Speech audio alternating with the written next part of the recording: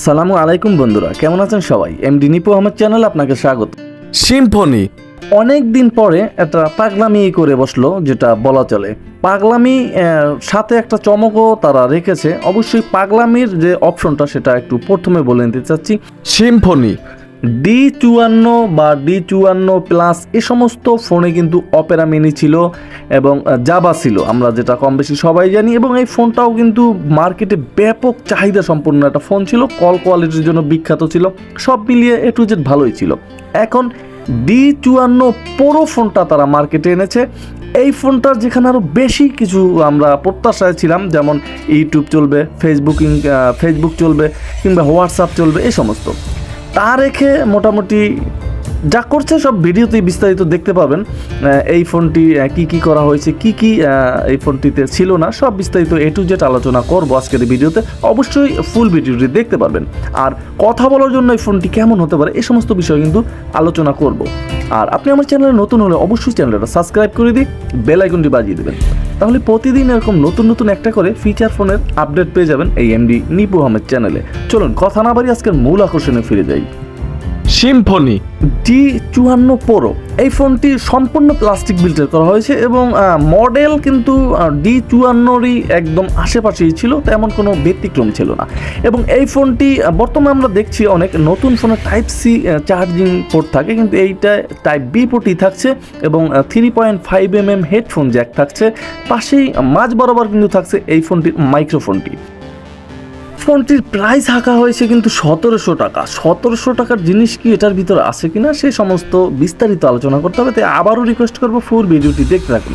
Symphony D54 Pro এই ফোনটির highlighted features থাকছে 2.4 ইঞ্চ একটা কিউভিজিএ ডিসপ্লে, ডুয়েল সিম কার্ড, এবং এই ফোনটিতে কিন্তু থাকবে আরও বেশ কিছু, যেমন স্লিম ডিজাইন থাকবে, তাছাড়া গ্লসি ফিনিশিং থাকবে ফোনটিতে, এবং 1000 কন্ট্যাক্ট ক্যাপাসিটি থাকবে, 1200 mAh একটা ব্যাটারি থাকবে, ডিজিটাল ক্যামেরা, ফ্ল্যাশ এবং audio video, wireless FM, GPRS, Bluetooth, ভাইব্রেশনও থাকবে ফোনটিতে, থাকবে ইউএসবি ম্যাস স্টোরেজ।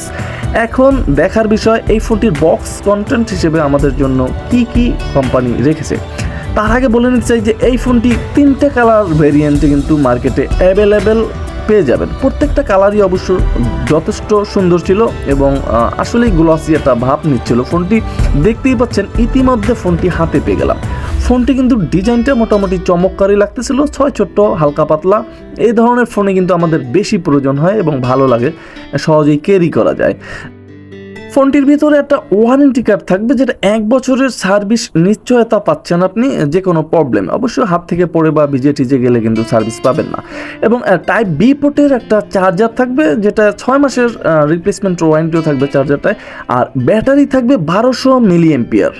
এখন আগের যে D54 ওই ব্যাটারি ছিল 1000 mAh, তারপরও কিন্তু ব্যাটারি এই সমস্ত ফোনে কিন্তু অনায়াসই 3 থেকে 4 দিন 5 দিন চার্জ ব্যাকআপ দিচ্ছিল, এটা কিন্তু মোটামুটি প্রমাণিত।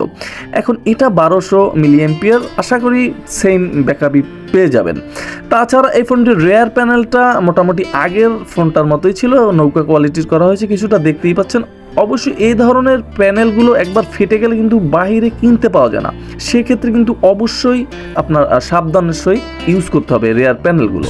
তাছাড়া মোটামুটি গ্লসি একটা ভাবে নিচ্ছিল এবং নেটওয়ার্ক এন্ট্রিনার দেখতে পাচ্ছেন মোটামুটি অনেক শক্তিশালী এবং ভরপুর ছিল, যেটা দিয়ে মোটামুটি বোঝাই যাচ্ছে যে ভালো খেলোয়াড় হবে। তাছাড়া একটা SD কার্ড, দুটো বড় সিম ইউজ করার সুবিধা থাকবে ফোনটিতে লাউড ক্যামেরা এবং ফ্ল্যাশ। তবে এই ফোনটির ফ্ল্যাশে হতাশ করবে যারা টসের জন্য ফোনটি খুঁজতেছেন। অবশ্যই এই ফ্ল্যাশে কতটুকু আলো দেখানো হবে ভিডিওটি দেখতে থাকুন শেষ পর্যন্ত। অবশ্যই ফোনটি ওপেন করার সাথে সাথে সিম্ফনি ব্র্যান্ডিং লোগো এসে ওপেন হলো। এখানে আমরা দেখতেই পাচ্ছি যে ক্রিস্টাল কিপ্যাড দেওয়া আছে, যেটা আমরা গ্লাস কিপ্যাড নামে চিনি।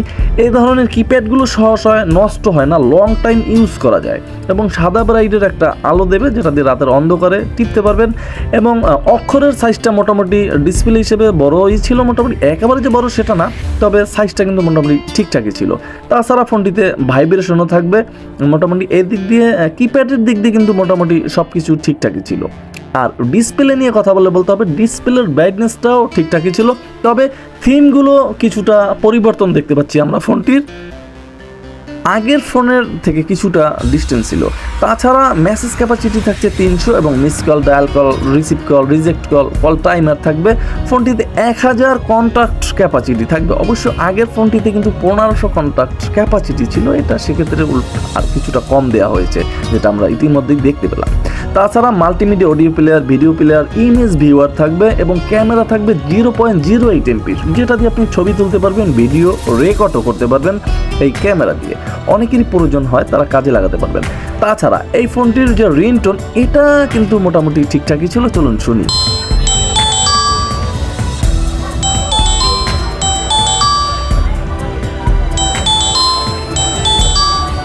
হ্যাঁ, ফোনটির রিংটোন ছিল জবরদস্ত। আপনি যেথায় থাকেন না কেন, ফোন আসলে কিন্তু অনায়াসই টের পাবেন। এই ধরনের সাউন্ড একমাত্র যে আপনার L145 ফোনটিতে আমরা দেখছিলাম, এই ফোনটিতে কিন্তু D52 থেকে সাউন্ড অনেক বেশি করা হয়েছে। তাছাড়া অ্যাডভান্স সেটিংসে ব্ল্যাক লিস্ট থাকবে, কিন্তু ফোনটিতে হোয়াইট লিস্ট থাকবে না। অটো কল রেকর্ডও থাকবে, শুধু অন করে দিবেন এখান থেকে এবং এই ফোনটির একটা SD কার্ড ভরে নেবেন, তাহলে অল কল রেকর্ড করতে পারবেন।